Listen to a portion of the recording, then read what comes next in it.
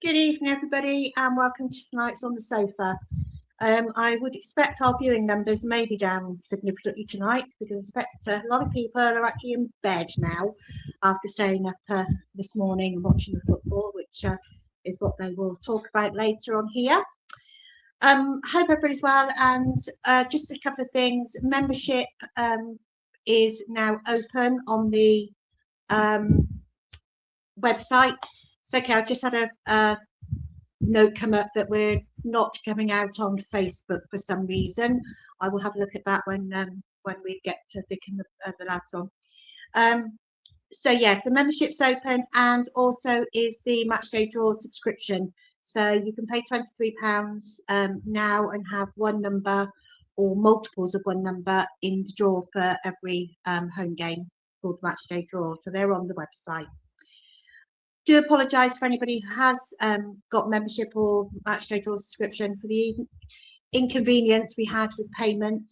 It should all be sorted now, and you should be able to pay by PayPal, card, or bank transfer.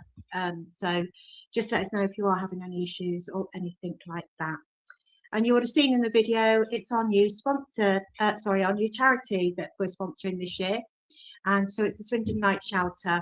And next week we will have somebody on from the Night Shelter discussing telling us what they do and things like that. So let me bring Vic on, and then I can go and sort out what's wrong with Facebook.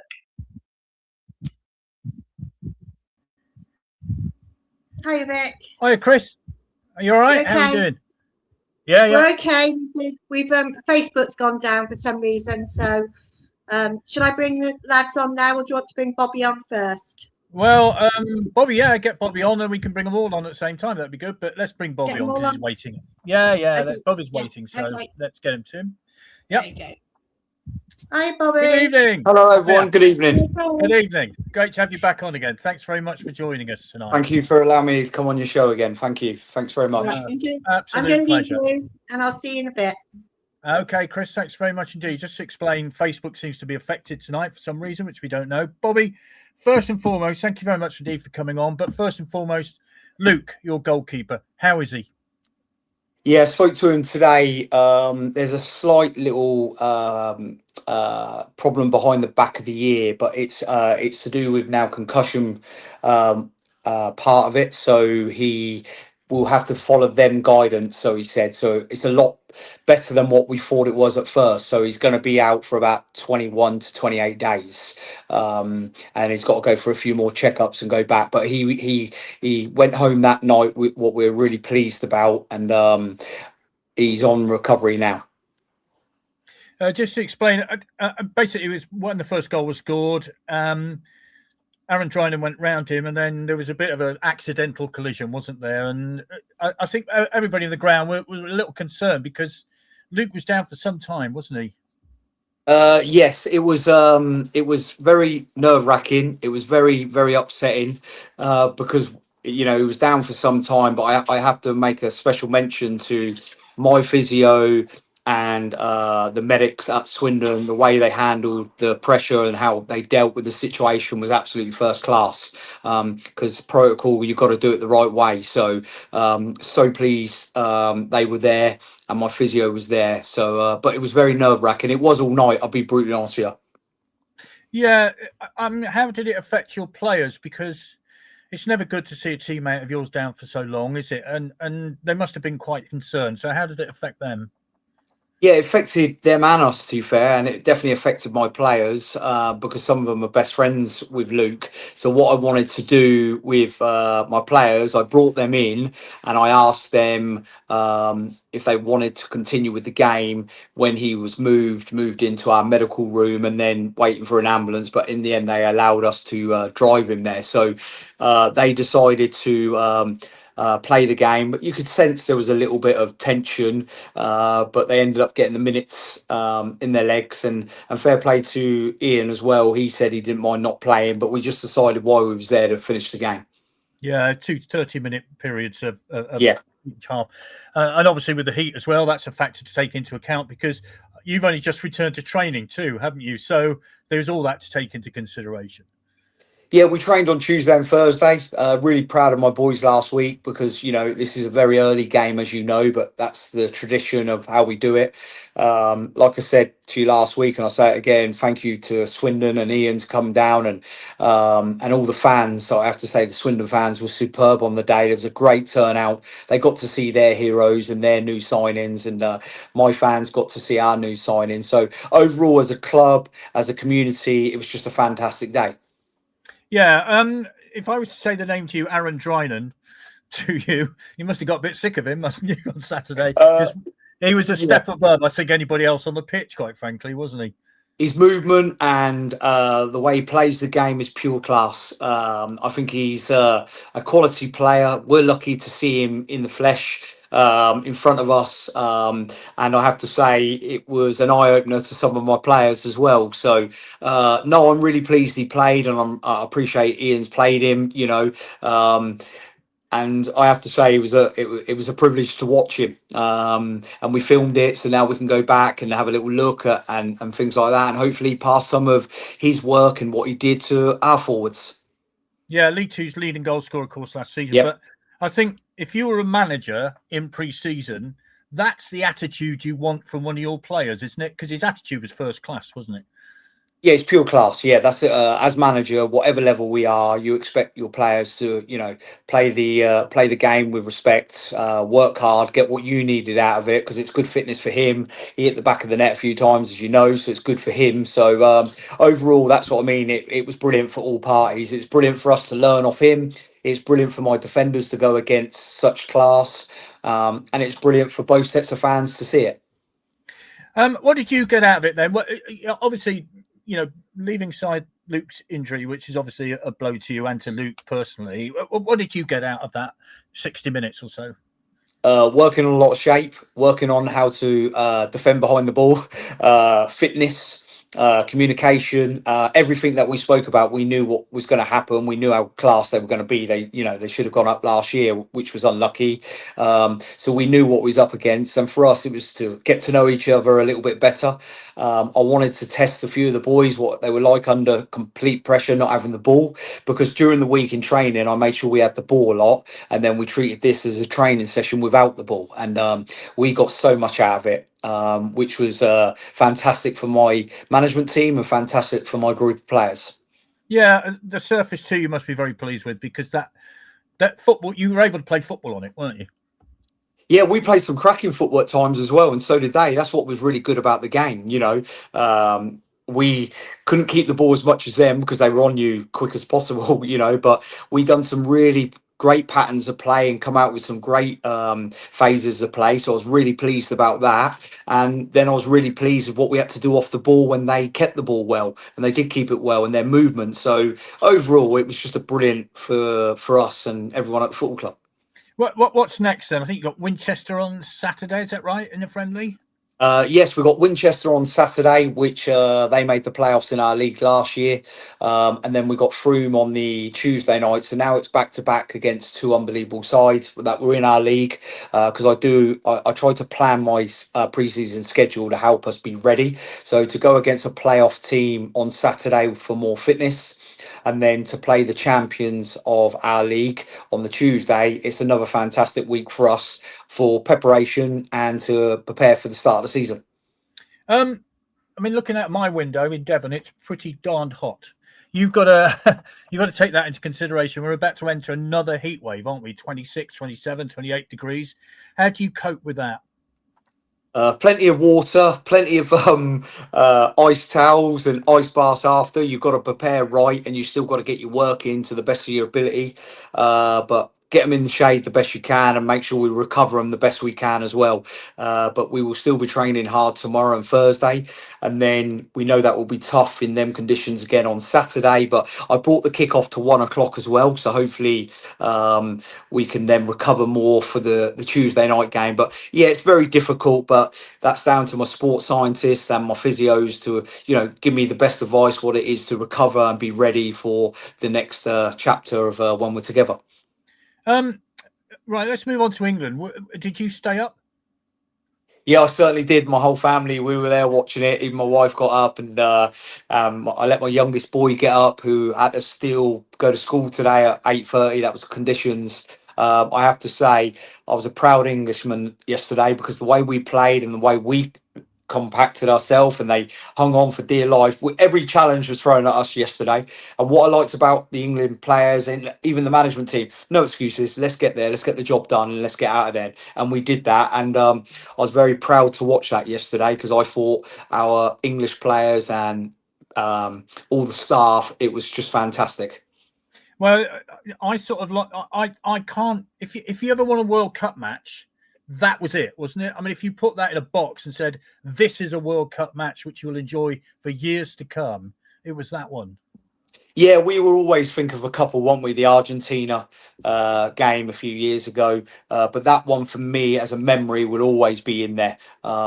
Even for how late it was in the evening, then we've had a delay to kick off. That was always going to happen. But yeah, I totally agree with you. I think that's up there for one of the best I've seen, but one of the most entertaining and enjoyable as well. There's goals, there was great football, it was physical, it was demanding. I was a bit worried about the ref at times, but that's football, that's the FIFA. But I have to say, overall, I totally agree with you. It's up there, one of the best I've watched and been part of, from home.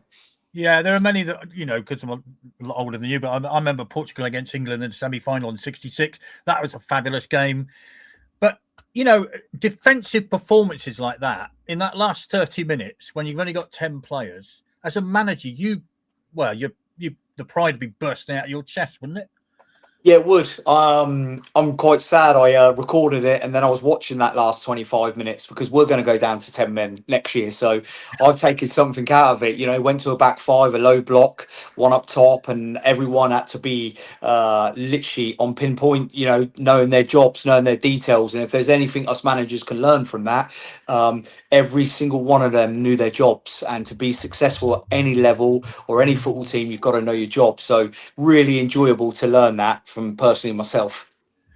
Sending off, did you agree with that? I mean, it was an over-the-top tackle, wasn't it? Yeah, I actually do believe it was sending off. He's not meant to get sent off, I will say that, but he's definitely gone over the top. And the way football's gone the last 2-3 years, you're not going to get away with it now. So I have to say it was a sending off. I didn't think Harry Kane's was a penalty, the one we gave away, because he did not mean that. But listen, that's all about opinions. All of that's irrelevant now. We're through. Goodbye, Mexico, and let's bring on Norway on Saturday. Well, I don't know if you watched Norway against Brazil last night, but Erling Haaland, he's a bit like the annoying boy at school when does nothing and then bags 2 goals and wonderful finishes. I mean, he must be the most annoying player in the world to play against because you think you haven't done anything for 90 minutes. Bang, got 2 goals. Incredible. That's why he's one of the best in the world. He don't have to do anything. He still most probably end up top goal scorer. Like literally, well, hopefully he won't be now. He's playing us, but he's their danger man. He's the one that you got to worry about. But they're a good side. They're very underrated. So we've got to now not worry about the semi-final. We got to make sure we do this. This is our next project. This is what we need to beat next. And you're going to have to keep him quiet. But they've got talent all over the park. I watched them yesterday, and they were good. But they do give you chances, so we've got to take our chances.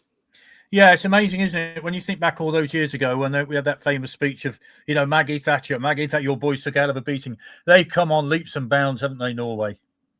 Oh, they've come on leaps and bounds. They've been. I watched 2 of their games, and it's been really pleasing to watch. Because you learn so much. And then if you're a striker, you want to watch what he does. I think Harry Kane's better, but finishing wise, he's one of the best in the world, isn't he? So, but this is going to be a tough one for us. I think this will be a lot more tighter. I don't think there will be so many goals because they will mark Kane tight and we will mark Haaland tight. I think this is going to be a real tight one. I think this will go all the way to penalties. I hope I'm wrong, but I think this will be a tight one. Oh my goodness me. That last half an hour was bad enough. Penalties as well. Oh goodness. Yeah. I mean, as a manager, you'd look at that movement for his first goal, wouldn't you? When he came off the shoulder and just got in front of the Arsenal defender. The Arsenal defender. Yeah. Gabriel, Gabriel, that's it. Yeah. Got in front of him and just planted the header. Magnificent movement for a centre forward. Yeah, I watched it a couple of times today, actually, again, and the way he just timed it and got in front of him, because he didn't even see him coming from behind, because he thought he was going to go round the back and then darted inside. It was a fantastic goal, but the movement to show that to a striker or any young striker wants to learn, that was fantastic. And he outsmarted another Premiership champion, didn't he? Blew him away with his movement, and because there's a little bit of rivalry between them two, so we definitely know who won that battle. Yeah, well, at least the England team will know a lot about him, I think it's fair to say. Correct. Well, Bobby, thank you so much again for joining us. I mean, I don't know what you're going to do now. I mean, like most of the people in England, probably go to sleep in a minute, but it's been fantastic. Thank you very much indeed for joining us. And we wish you well for the season, and we'll catch up with you again soon, if that's okay with you. Yeah, I look forward to it. I'll always come on your show and show you respect. Thank you to all your listeners, and thank you for allowing us to come on and talk about Saturday. So thanks very much, everyone, and I wish you a good rest of the week. And please pass on our best to Luke, won't you? Because 100% I will. Lovely. Thanks, Bobby. Brilliant. Thank you. Bye-bye. Take care. Bye-bye. Bye. Bye-bye. Bye-bye. Okay, let's bring on Gus and Rob. Sorry about that, Dad. Evening all. Hello, Rob. Hiya. All right. We lost Bobby. Or was Bobby still there? Bobby's gone now. Right. Okay. Right. Okay. Oh, I've got Gus on. What am I doing? I've left Gus off. Hi, everybody. Hiya. Hi. Right. There you go. There you go. Right. I'm going to leave you. Unfortunately, it's a problem with Facebook. No. They've said they're going to keep trying to connect, but they can't. So at the moment, we are available with YouTube and X. Are we still available on that? We're on Twitter and X and YouTube. But unfortunately, Facebook isn't working. But they think it's a problem at their end, not our end. So yes, there's not a lot we can do, I'm afraid. Okay, I will leave you to it, and I'll speak to you later. Thanks, Chris. Of course, it will be recorded and it will be available on Facebook pretty soon after the end of this, I guess. Rob, Gus, thank you very much indeed for joining us. Rob, I think, like us, Bobby Wilkinson is a football fan first and foremost, isn't he? I mean, he enjoyed it. We all enjoyed it. You know, if you're English, you could not have done anything but enjoy it. What did you stay up? I did. Endure as well as enjoy is probably the right way to put it, isn't it, when it comes to games like that? I mean, it was just a fabulous advert for football, wasn't it? It was everything in one game, all encapsulated in one game. For 25 minutes, very little happened, and then England exploded into life with 2 goals in a minute and a half. Jude Bellingham finishing both of them, but they were both really well-worked goals, and you just thought at that point in time, get to half-time at 2-0. Just get to half-time at 2-0. And when you actually look at the last 5 minutes and stoppage time at the end of the first half, could easily have been 4-2 down, because Mexico really came at us then, scored a goal. Pickford made a couple of great saves. And you think at half-time, this game could go anywhere. It really could. But, of course, we hadn't seen any controversy at that point. And that all came in the second half. 2 penalties, 1 for each team. I think, to be honest, he got the big calls right, if I'm honest. Yeah. The sending off was a sending off, although he is unfortunate, because it's one of those slide tackles where you get the ball, but your foot goes over the top of the ball, as opposed to going along where it should do. And because it's bounced off the ball, it's bounced into his leg. But you can't tackle like that anymore, so it's a red card. I'm sure we'll get Donald Trump to make sure that gets rescinded for us. We will talk of that in a moment, I'm pretty sure. But the penalties were great, weren't they? But it sort of belies anything. All of that I've just talked about. There was a hit in the post, close chances, so much entertainment until you get to the last half hour, and then it is backs to the wall. And it's true grit and true determination and willingness to win. And I was so proud at the end of last night. I have to say, it's a long time since I've been really proud of that English football team, but there's nothing like a real defensive back to the wall grind, which is what we had for that last half an hour. And the likes of the players that came off the bench, Dan Burn, absolutely outstanding when he came on, absolute colossus. And I've seen a great comment today, which I think is the best that I've seen, which was, why Dan Burn was outstanding. Why did Tuchel not pick him from the start? Because he's the only player that we've got that's actually suited to that altitude, which I thought was absolutely outstanding. But it was just such a memorable day, wasn't it? A memorable game. It's one that will live with us all that saw it for a long, long time. And to be honest, I'm still living off the adrenaline now. I'm sure it will come off me as the night wears on, and I will have a very nice sleep tonight. But at this moment in time, I'm still living off the adrenaline of it. We'll get to Supermarine in a minute because I know you were there on Saturday. We will talk about that. But Gus, I mean, the problem is in England, now we're at the quarterfinal, everybody's like this. You know, it's kind of expectation levels have gone up 300%, and the place will go bonkers on Saturday night. What's it like in America? Well, I just want to say I came on the show today partly just to hear what you all had to say, because it was a heck of a game. I mean, I'm a relatively new football fan, but England overcame altitude, hostile or not a friendly crowd, the red card where they played 10 down for 47 minutes, if I'm not mistaken, and plus the 11 minutes of extra time where you're just they're anyway, I won't get it. It's like you're just like clenched. You're just like, oh my God. Like, you realize you've got a tension headache from watching the last couple of minutes. It overcame the delay, the rain, and overcame it and did just a fabulous job. I mean, it was good for England. It was good for the World Cup. It was good for football to see that game. Obviously, the Mexican fans are unhappy. They played a heck of a game as well. There are a few things that I saw that they could have done differently. They just kept trying to do the same thing offensively over and over, and England was having none of it. So I think there could have been a little bit better, but what a great adversary. Is it Pickford, the goal? Oh my gosh. It could have been 6-3 or 8-3. He's an amazing, amazing athlete. Although he was an amazing athlete. We are really lucky. England is really lucky to have Kane Bellingham. Is that his name? Yeah. I mean, I think I said this on a previous show. Having a superstar like Kane or Haaland is great. But what's even better is to have somebody who's almost as good or as good so that Kane can take away a lot of the attention and get this guy wide open. There was the header that Bellingham put in. It was passed over Kane. I don't know if you saw that. Kane had two guys on him. It was over Saka, I think, passed it. Yeah. Over Kane's head, and there was one guy on Bellingham who was kind of trailing him because he was looking at Kane. So if you've got that guy, the two of them can work together and just do magic. And that's what they were doing. But I almost don't want to mention anybody's name because, I mean, who's this amazing fleet-footed Gordon guy I've never heard of? Everybody was great. I don't recall anybody doing a poor job. They left it all out on the field. I don't know if you say that, but we do. You left it all on the field. There's nothing left at the end. Yeah, Anthony Gordon, who's just recently signed for Barcelona for 69 million, something like that, for Newcastle. So I thought you were going to say signed for Swindon. Oh, if only. I mean, he was a young kid with Everton and looked pretty impressive then. Then Newcastle signed him. Now he's off to Barcelona, which apparently is the club he always wanted to play for.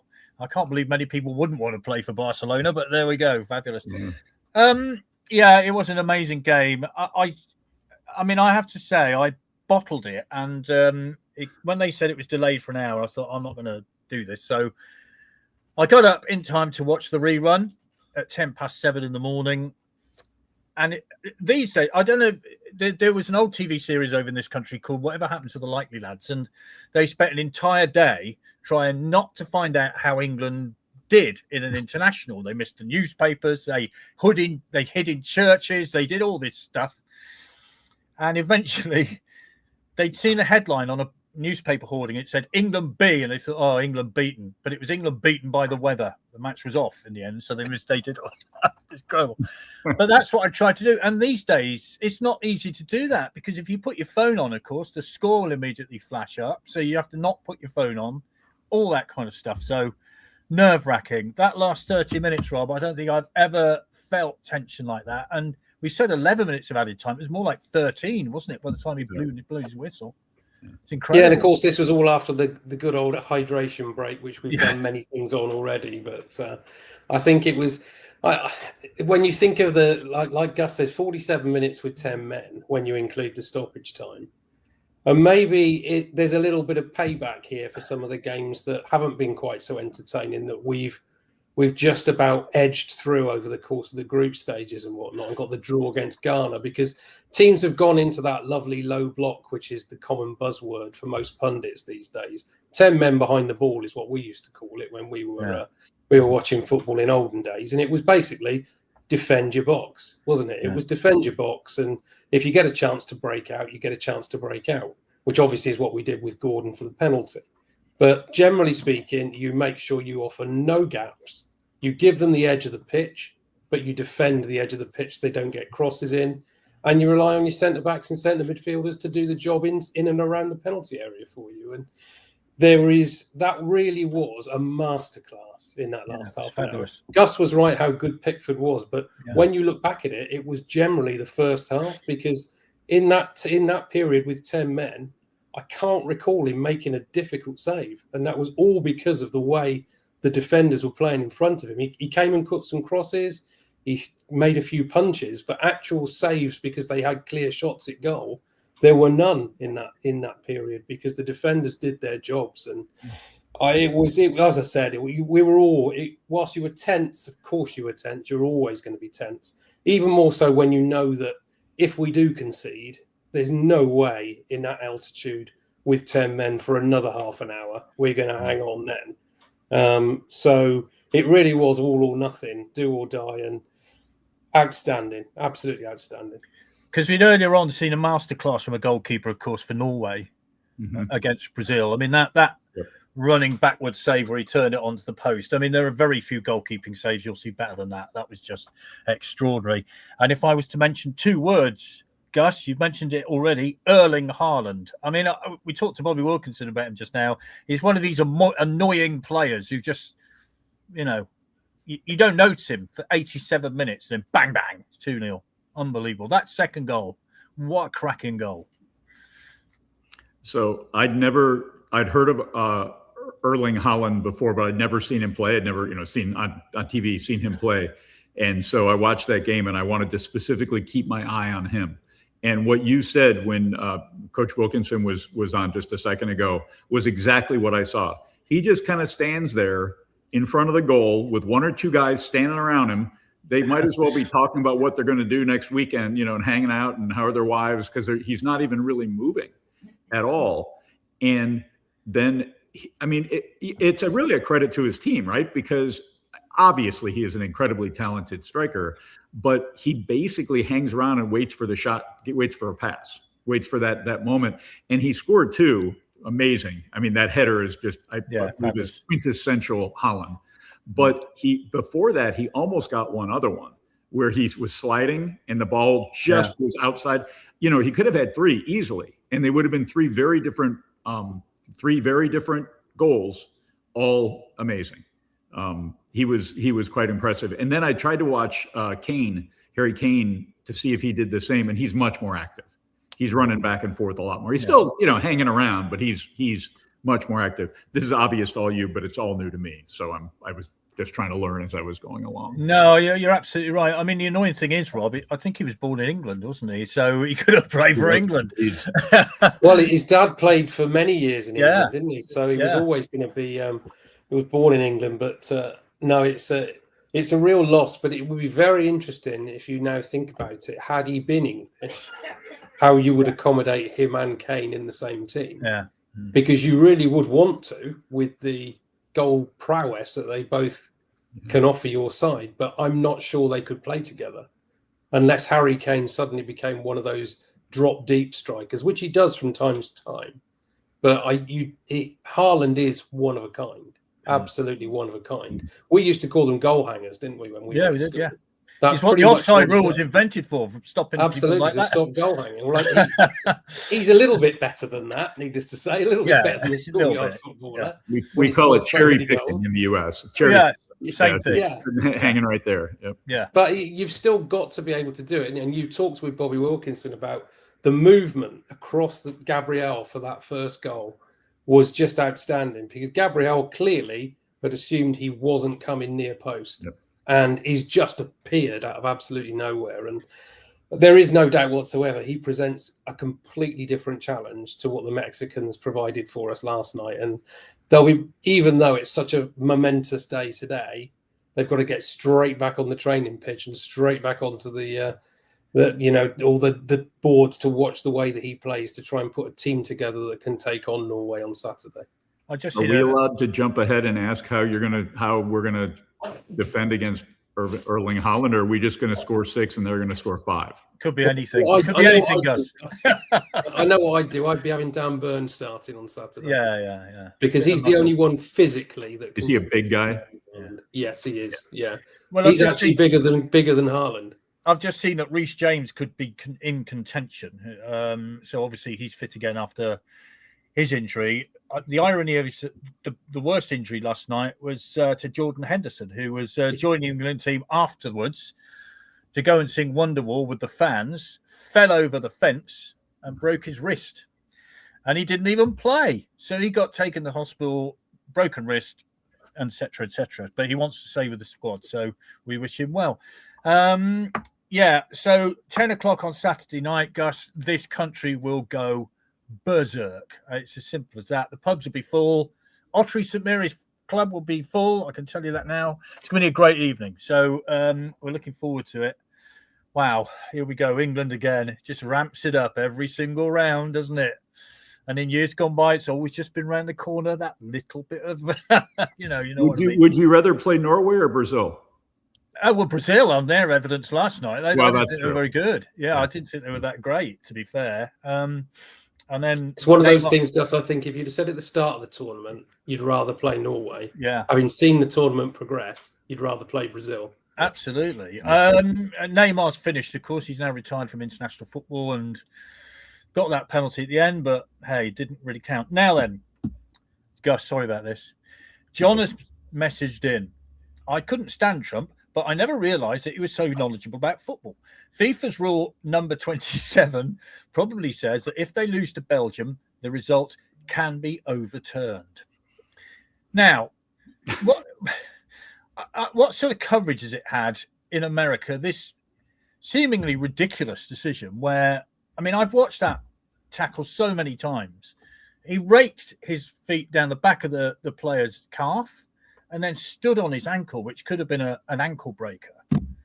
It's obvious red card to me, and the natural progression for that is a suspension, but they've had that suspended. So what's been America's view on that? Well, I just want to step back for 1 second. I mean, as a fan of any sport, American football, baseball, you have to learn to accept disappointment, to accept loss, to be mad at the ref and move on, to get over it, to understand that sometimes you think you got, pardon me, French, think you got screwed, and the other guy probably thinks they did. That's just part of the game. It is kind of reprehensible, I think. Let me also just say, so Balogun accepted his red card. He was interviewed afterward on a pitch, maybe the next day, and he said, I wrote it down actually. He said, "It's something I just have to accept and move forward. What can I do? I can't sit here and dwell." That's before all this happened. Pochettino, the U.S. coach, if I'm pronouncing his name right, did not call for an overturn or anything. He was kind of saying he didn't think it was a red card, but this is, it's a red card and you're not going to play the next game. The U.S. team wasn't calling for him to be reinstated. He wasn't asking to be reinstated. FIFA reinstated him. I think we all know why. This is, in my humble opinion as a newcomer to this, but it's the same in a lot of sports, this is the people who are running it screwing it up for all the fans and all the people who are playing this sport. Whether it was right or wrong, that's what happened. Live with it, get over it, beat Belgium, and bring Balogun back to play in the next game. That's just fair. And the problem now is if, say, the U.S. goes on to win the whole thing, it's tainted. It's tainted because it looks like we were given an unfair advantage. And that's not we don't want to win that way.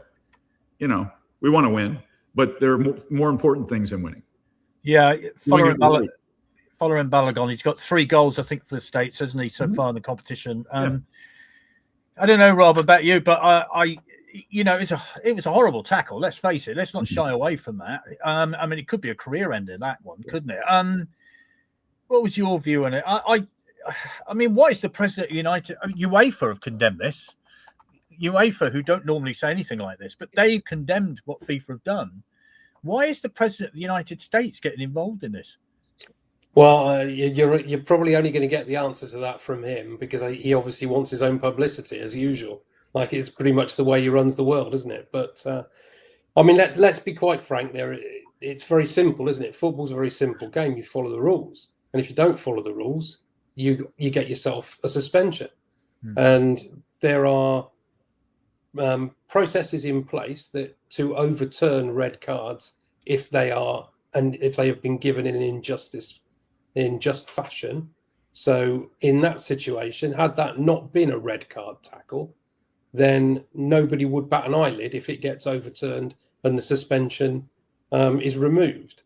But that's not what's happened here, is it? They've accepted that it's a red card. As you rightly pointed out a few moments ago, both the player and the manager has accepted it. And also in the decision that's been given, they've said it's a red card, but the penalty has been suspended.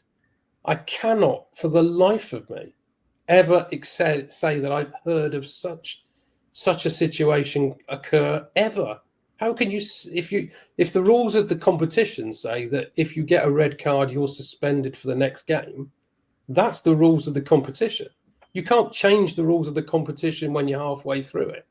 That's just messing with the whole ethos of the game. And I think that is the problem now. And Gus has pointed out that the Americans don't want to win that way. I'm sure there's an awful lot of American people who would back exactly that same statement.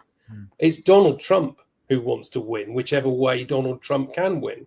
And we've said it so many times, haven't we, when we've not been on this show.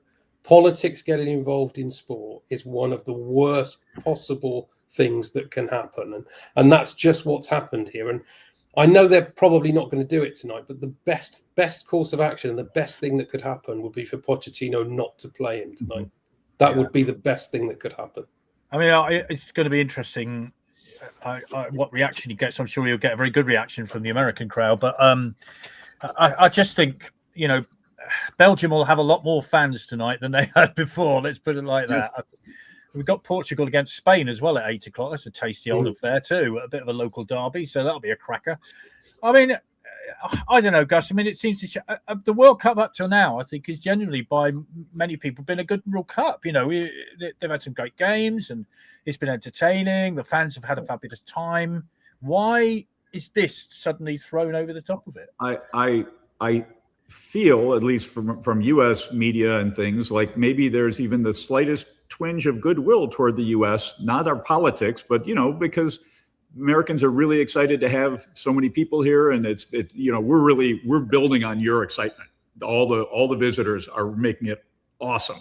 And Americans of all walks of life are really excited to have people here and seeing how much they seem to be enjoying the U.S. It's making us all very proud. And then this happens. If I don't want to give anybody a roadmap, but if you actually wanted to get that outcome and you were a political person who had some kind of input, you would do it without letting anyone know you had done it. Like, then it would all be fine. It would be FIFA that did it. You wouldn't have, but by taking credit for it, which is what, our genius leader is doing, because that's all he can think about is taking credit for things. He screws everything up. He doesn't think half a step ahead. And so then poor Mr. Balogun's going to go play probably, although I think the outcome that you were saying of him not playing would be valuable if they did it. But the poor guy is tainted. His play is now tainted. What if the U.S. wins 2-3 and he scores 2 of our goals? He shouldn't have been there and we would have lost. That's the narrative, whether it's true or not. He screwed it up. It's screwed up for everybody now. Almost no matter what, winning isn't going to feel as good. Well, Donald Trump's famous quote was, "I didn't think it was a foul." Donald, I'm not sure what you think is a foul, but boy, oh boy, that was a foul. Google Trump cheating at golf and look for some videos. I mean, come on. Unbelievable. Anyway, I think we're in general agreement, really, that Fowler and Balogun shouldn't be playing today, should be suspended. I mean, there's also the other side of it, isn't there, where Belgium have prepared not to play him. and the US have prepared not to play him. So both these sides are prepared to play in a game with a different formation, I guess. Yeah, and I think, to be honest, the Americans are probably favourites without him anyway. Mhm. The way you've played this tournament so far, and the way Belgium have played, they've scraped through, haven't they? I mean, they really have been on the canvas once or twice, and they look like they just wait. They're waiting for somebody to give them a knockout punch. And the way the Americans are playing, with all the energy that you would want to see and enthusiasm, I think they would be favourites with or without Balogun. So I almost think this story has been blown out of all proportion this week, because prepare without him and you'll still probably win anyway. Yeah, I was disappointed when he wasn't going to get to play, but that's exactly what I thought. I thought, you know what, we can win anyway. We're playing really well. I felt like Belgium came out of a really weak group. Yeah. And I think we can beat them. You know, and if we don't, we don't. But let's roll the dice, play our best game, and see what we can do. I think we could have done it, and everything would have been fine. It all would have been behind us. You still got to feel sorry for the guy. It kind of ruins his World Cup, but I think it's really ruined now, you know, to be in the middle of this kind of attention that he never asked for and doesn't want. Yeah, amazing stuff. So here we go. So we can move on. Yeah, I mean, what can I say? I think everybody in the world of football, apart from certain people who weren't in the world of football but appear to be now, think it's the wrong decision. But there we go. I'm sure that the president of FIFA was completely and utterly objective in this whole thing. Anyway, Swindon Super Marine on Swindon are off on their warm weather training exercise in Spain. Boy, they should have just stayed here, quite frankly. And Rob, Super Marine on Saturday, it was a strange game because we were saying to Bobby Wilkinson, of course, the injury to Luke Purnell really kind of took any sort of sting out of it. And just to explain, Gus, 5-6 minutes in, Aaron Drinan gets past the defender, shows his pace, goes around the keeper. Defender bumps into the keeper. Keeper's down on the floor for a long time, half an hour or so, but was able to move his arms and his legs and his head and everything else. So we were genuinely concerned. But I think it's fair to say, as Bobby said, Rob, that it did take the sting out of the game for his players, didn't it? Oh, yeah, totally. And we all have to say, don't we, because we were all talking about it on Saturday, it was a really worrying situation. And Yeah. whenever you see an injury to any kind of a player and it looks that serious, you forget about the game anyway, don't you? The more important things in this world is this man going to be okay again, not only to play, but it could have been even more serious than that. It looked like, didn't it? Because it looked like a blow to the head. And who knows, that could have been neck injury, that could have been a back injury, it could have been any number of different things. So it's lovely to hear from Bobby Wilkinson that it doesn't look like it's anywhere near as serious as it looked like it was on Saturday. But we'll give all of our best wishes to Luke, of course, and hopefully he makes a speedy recovery. But you're absolutely right, Vic, because even probably more so in pre-season, the last thing you want to see is any of your players get injured. Yeah. And certainly in a situation where indirectly and of course not on purpose, your own player has caused that injury, because that's what happened, wasn't it? If it was it was a complete accident, as you rightly say, but Drinan was so quick to get in between centre back and goalkeeper. They got too close together. Centre half couldn't stop himself and literally went ploughing straight into the goalkeeper. So certainly not only did the momentum of the whole day change as a result of that injury, but I'm sure it affected the Supermarine players mentally. But obviously, once we got started again, which I think was a delay of about an hour and 10 minutes, wasn't it? Close on a there. long time. By the time we got started again. I'm pleased we did get started, because even though for the safety of the player, the right thing to do was obviously to wait for as long as was necessary. It would have been a real shame for a team like Supermarine who rely on that gate when Swindon come to town for a friendly to suddenly only get 6 minutes of football. That would have been the worst of all worlds. So I'm pleased we did get a game in, and of course it is purely a training exercise, isn't it? When you're so early in pre-season, you can read into taking goals as much as you like, but realistically, it's working on shape. It's getting new players familiar with the players that were there last season. It's making sure that you get some good minutes in your legs, and as an exercise, I think that worked perfectly well. And obviously, Aaron Drinan still carrying on scoring goals, and Ollie Palmer's goal in the second half as well. It's always what you want is to get your strikers scoring goals early, isn't it? So you've got that confidence up for when you get ready to start the season. I mean, I think, as I said to Bobby Wilkinson, Aaron Drinan's attitude was exemplary, wasn't it? I mean, you would have thought that's a league game, the way he was playing in that. He was up for it. He wanted to play, showed fantastic attitude. Gus, obviously head injuries are a big thing in the States, aren't they? And I know there was a big trust lawsuit in the NFL regarding head injuries there. And I would imagine they're taken just as seriously. Although, if you watch some NFL games, you do wonder their head stays on, quite frankly. And helmets, I don't know whether they help or they don't help. I'm not really sure because we don't have them in rugby, but they are taken seriously, head injuries now, aren't they? Yeah, they are taken much more seriously. You know, in the old days, and I never played football. I was a track athlete, actually. But, you know, if somebody would get up after a play in American football and be staggering, they'd say, well, he got his bell rung, rub some dirt on it and get back in the game, kind of thing. It was kind of almost laughed at, like it was part of the game. And that is clearly not the case now. But in American football, it's such a violent sport. And I think the helmets actually give you false confidence. They protect you, but they can also make you want to lead with your head and do dumb things because you're not going to bleed. It's not going to give you a giant bruise on your face when you do it, but it might scramble your brain. Yeah. Then there are rules against hitting people with the top of your helmet and things, but it's a tough game. And I think a lot of people get many concussions without even it looking like a lot. The linemen are going every play right into each other with their heads. It's tough. There's definitely a much more awareness now about it, and people really try, to avoid that to the extent they can. But in American football, I don't know what you can do. Of course, there's the offence of grabbing hold of the face guard as well, which is just as a nasty offence, isn't it? And that's a major penalty. Yeah, you get in a lot of trouble. They're minor. If you barely touch it, it's one thing, but if you actually grab it, it's a whole different thing. Face masking. So, Rob, what did you take out of Saturday? I mean, one or two of the new signings looked okay, didn't they? But as we say, they've got a week. They've got Costa City FC, I think, on Friday in Alicante. And then they're back for their game at Chippenham next Tuesday night when they would have worked on shapes, one presume. And it's building up towards that first League Cup game or first league game. Interesting one. I don't know what he'll play with the league, whether he'll wield it. I would assume the way in Holloway is he'll want to go first team for the first game, which is Cardiff in the Cup.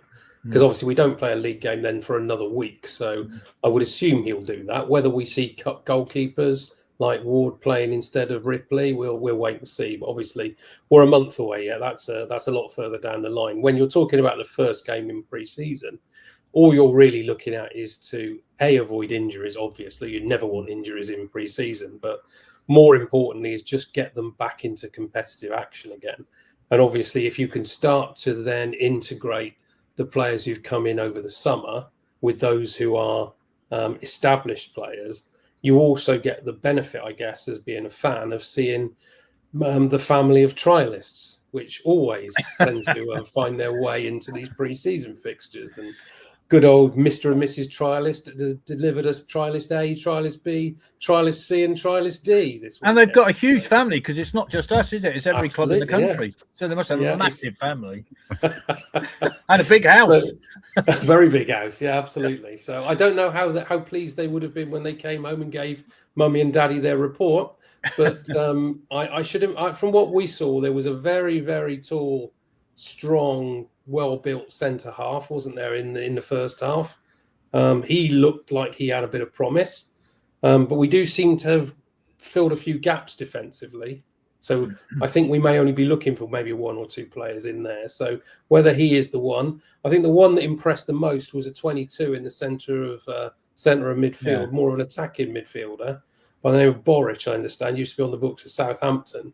And he won the penalty that Drinan scored the second goal from and looked very, very busy. But what can you tell in a 30-minute warm-up against a team who are so much further down the pyramid than you are that you would be expecting players to stand out? So I noticed that they haven't taken any of the trialists with them to Alicante, although Ian Holloway has said today that he will take another look at them when they're back next week. Obviously, that leaves you open to potentially them going and finding another club elsewhere in that time. But we'll see. As I say, it's always great, that first season friendly at Supermarine, just to see them all back out on the pitch again. We never saw everybody, did we? We should mention that. There were a few who are still not yet quite ready. Cavazzoni didn't play, Glatzel didn't play, Tabor didn't play, Kilkenny didn't play. Harry Smith didn't play. Danny Butterworth. Yeah. So I think there were six of what we would call our core squad missing. I don't think any of them at the moment are a long way away, although Harry Smith, by the sound of things, seems to be the furthest away. I think the others generally were just precautionary. But we'll just have to see, won't we? Danny Butterworth particularly, obviously doesn't have a contract, so he really needs this pre-season. So hopefully him not being ready is just a precaution at this stage, and he will get some minutes, because I think every one of us wants to see Danny Butterworth succeed, don't we? Absolutely. Gus, I know, was a big fan season before last and looked towards him having a breakout season last year, and of course it never materialised, but the potential is there with Butterworth, because he offers you something completely different with the way that he attacks. So I think we all want him to succeed, but obviously you're not going to offer contract to somebody who's not fit. So he's got to prove his fitness. No, I think we all remember that goal at Accrington, which was outstanding, wasn't it? Unbelievable goal. Yeah, you're right. And I spoke to, not to name drop, but I did speak to Don Rogers about Danny Butterworth. He was very excited about him. So if Don Rogers is exciting about a footballer, I think you can safely say he's pretty decent. I think it's fair to say. Temperature, Gus. I mean, a lot is made of this, the hydration breaks, which we're looking forward to at Rochdale in the middle of whenever it is we're playing Rochdale. Cup of Bovril for everybody. It's been really hot where you are, isn't it? It has been hot. I think when you were talking with Coach Wilkinson, you mentioned that it got up to 27 degrees or something, and I actually quickly Googled, and here that's 80 degrees. We don't consider that hot. Honestly, that is considered to be a balmy, lovely day here. Over the weekend, it was 33 here, and I was in my garden the entire day. I did get dehydrated. I mean, I'm not saying it's not hot when it's 94 degrees or whatever, but I don't think we fathom what it's like in Great Britain or in England, and I don't think maybe you fathom quite, although I think you both maybe have traveled here, but you fathom what it's like in the summer in the South in the United States. It's hot and humid. You know, you'll walk outside and you'll be sweating literally in 2 minutes. You'll be sweating. You know, even if you aren't doing anything, it's just the way it is. So Miami on Saturday then for England, that's going to be a tough gig, is it? I think, as you mentioned before, you're playing Norway, so you have a big little advantage. You're farther south, so you're. We also were really worried about the altitude in Mexico City, and I think it looked like it was pretty awful. But England stayed right up with the Mexican team, who were presumably used to it. So I don't put anything past this England team. It's going to be hot, and they're just going to deal with it. Can I just mention one thing I wanted to make sure we mentioned before we got off the show? Cape Verde. If you are a struggling team who wants more bottoms in the seats in the United States, Vozinha as your goalie, you get him here, give him a great contract. People will come and watch him.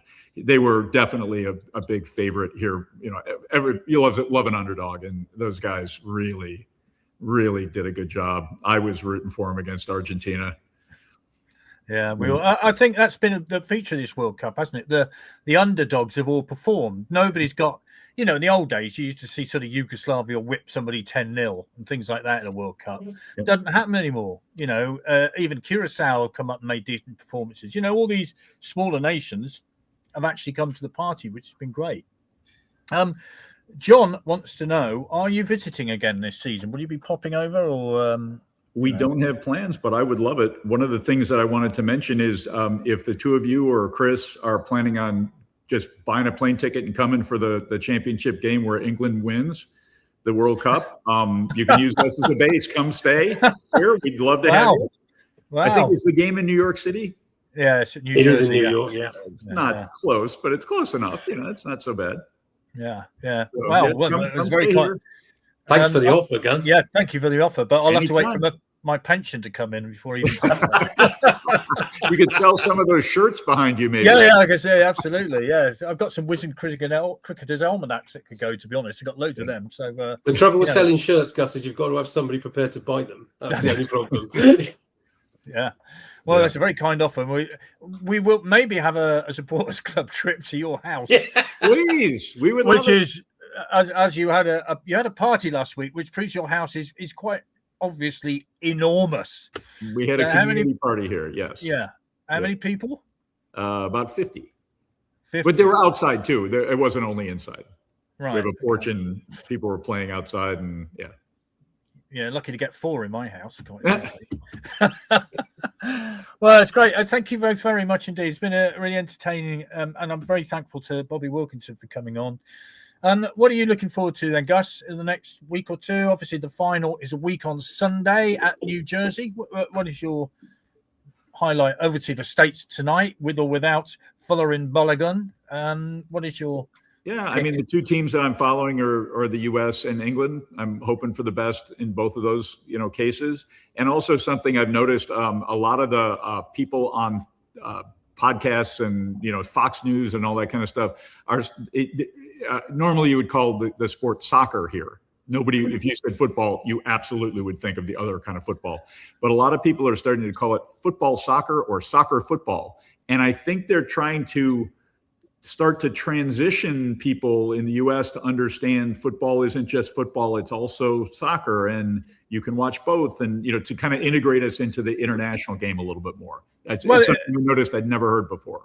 But the great irony, of course, is it used to be called soccer quite a lot in this country because it's a shortened version of association football. Mhm. And I think the public schools would say they play soccer rather than football. Bizarre, but there you go. So, pays your money, takes your choice. So fair enough. Rob, what are you looking forward to? Obviously, England beating France in the World Cup final in New Jersey. That would be rather good. But That'd be nice, wouldn't it? I mean, Yeah. I think it's. I think when we started our previews of the World Cup, the one thing I said is I want England to entertain me. Mm. And obviously, we had those 3 games where we didn't really get much entertainment value. And then we were back to a Croatia-style game last night. I'd love to say that we're going to go all the way, and I'd love to say that we're going to entertain all the way through. I do think Saturday's game will be a completely different type of game. be a grind love out, to see- won't it? I think it'll be a Yeah. grind out. Yeah. I think it would. I think it may very well be down to 1 goal or something like that. But when we get through that, because of course we're going to now, then the semi-final, if it's Argentina, will bring back so many World Cup memories, won't it? That's the thing. So there could be so many different scenarios between now and then. And then obviously, if we were to make it through that and to get to a final, it would be the pinnacle for all of us, because not all of us like you, Vic, can remember 1966. But it would be great for the whole country, wouldn't it, to experience that? Yeah, but the irony is in '66 it was a no big deal. Oh, well, we won the World Cup, so yeah. Well, So just what? think about the difference now. Oh, it'd be phenomenal, unbelievable, wouldn't it? Yeah, absolutely. I was going to ask you a question, Gus, but it's completely gone out of my head now. Never mind. There we are. So the World Cup final on the 19th of July. Saturday, of course, is an amazing evening. 10 o'clock kickoff for that one. Chris, I suppose you're looking forward to Scotland doing quite well in the World. Oh, sorry. Go off some people, can't you? You some people. You can. I said to you earlier, I am supporting England all the way now. I want them to win for my country. I'm just disappointed, but no, I'm there. Ready No, to go. we're pleased to see that you're proudly flying the Scottish flag. That's fantastic. So, I always will. I always will. yeah, good. Chris, I think you know that the Scottish team are favorites of the Americans at this point because of the fans, and for no other reason. They were Exactly. very well received Yeah. with the way they acted when they were here. Yeah, I think it's they know they're not going to win, as I said previously. They know they're not going to win it, but they just enjoy it and spread the love of Scotland everywhere. So, but yeah, It's all about also- consistency, Chris. It's all about Yeah, all about consistency, and consistency. they were consistent. I would like to say also thank you very much, Steve, for the comments regarding at the top of the show. You might have noticed Charlie Austin and also Arthur Horsfield, whose birthday it was yesterday, and then the great Morris Owen, whose birthday it was over the weekend. So thank you very much, Steve, for all your comments regarding those birthdays. One thing I forgot to say, Gus, and I'm really sorry about this. How was the 4th of July? It was lovely. It was wonderful. We didn't do a whole lot. Barbecue with some friends, swimming. Went to the beach and swam, and we can see some fireworks from some of the small towns from where we live, and just kind of very, very good. You know, corn on the cob, watermelon, barbecue, ribs, all the usual American food that we eat. You know, for that kind of thing. Celebrating. Cutting your links with the Great Britain, of course. Don't want anything to do with you lot anymore. Go away. Come on, it's been a while, Vic. You can get over it. You can get over it. I know what I was going to say. Yes, the goalkeeping. There are two things I haven't quite ever got over. One is Maradona's goal, the hand of God goal. The other is Paul Bradshaw's foul on Alan Mays in the League Cup semi-final in 1980. I've never quite got over those two incidents. So, you know, would be nice to get one over on Argentina, wouldn't it? If we got to that stage of the competition. Oh, it definitely would. Yes. But it would be very nice to get one over Wolves as well. It would, yes. In a semi-final of a cup competition. That'd be really Absolutely. Good. Yeah. Not that we hold any bitterness, Gus. We let things go. We don't hold it. That's only 1980, like it 46 was years in the yesterday. making, Gus. Sorry. That's only 46 years in the making. I could still see Paul Evelyn Hughes looking at Alan Mays to say he's dived as Alan Mays was picking his teeth out from the front of his face. Yes. Excellent. Thank you very much, everybody. Thank you for watching. We apologise for our Facebook wouldn't record, or so they haven't fixed it yet. But as we said, you will be able to watch it on record eventually. So I'm just going to promote our membership in a moment. I'm just going to play a short video to end the show. So thank you very much. We will see you next week, and have a good week. Bye. Thank you.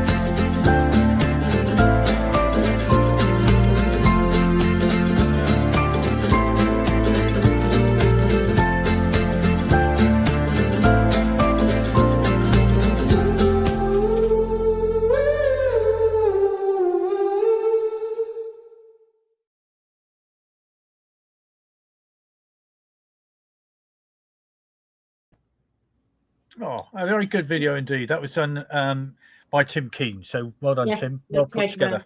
But yes, so that's just some of the benefits that you can get from being a member of the OSC. So we just thought we'd put that together to let people know. And that's it. So we will see you next week, and take care and Speak to you later. Bye bye. Good luck, England, on Saturday. Thank Yeah. you. Good Yeah.